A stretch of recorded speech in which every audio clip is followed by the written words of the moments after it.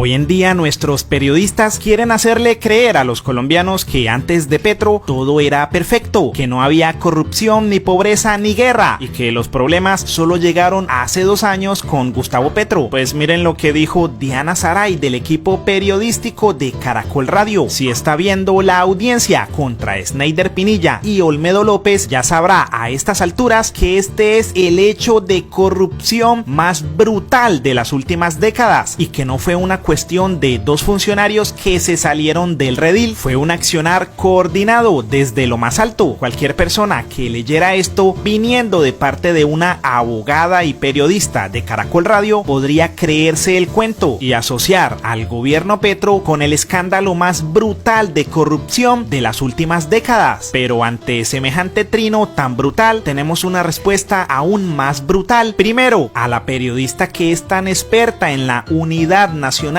para la Gestión del Riesgo, la invitamos a que lea los informes de la Contraloría, donde detallan que desde 2012 a 2022 fueron invertidos 11.4 billones de pesos, pero que su impacto está lejos de ser el esperado. Le recordamos que en ese periodo de tiempo Petro no era el presidente. Señora Diana, ¿por qué se le olvidó el escándalo de Chambacú y Dragacol que dejaron marcado al expresidente Pastrana? A nuestra periodista también se le olvidó que en 2005 los medios titularon: condenadas 47 personas por el mayor caso de corrupción en Colombia, en el caso de Foncolpuertos. Este pequeño escándalo para nuestra periodista le costó a los contribuyentes colombianos cerca de 2 billones de pesos. ¿Cómo es posible que a nuestra gran periodista se le olvidara la mafia de las pensiones en Cajanal? ¿Cómo se le borró de la mente que las autoridades le seguían el rastro a más de 100 prófugos y que la fiscalía llamaría a juicio a más de 1000 personas que tendrían que responder por la cadena de corrupción detectada en la entidad oficial? Si eso no es brutal, entonces ¿qué lo es? Fue tan brutal el caso que hasta un libro escribieron sobre el tema. A nuestra querida Diana también se le olvidó el gran robo a Bogotá, el infame carrusel de la contratación, el cual le costó a la capital más de 170.000 millones y al Estado más de 2.2 billones de pesos. Una brutalidad de dinero. A nuestra reportera parece que no le gusta leer, por eso la invitamos mejor a ver y escuchar al antiguo contralor Ricardo Rodríguez.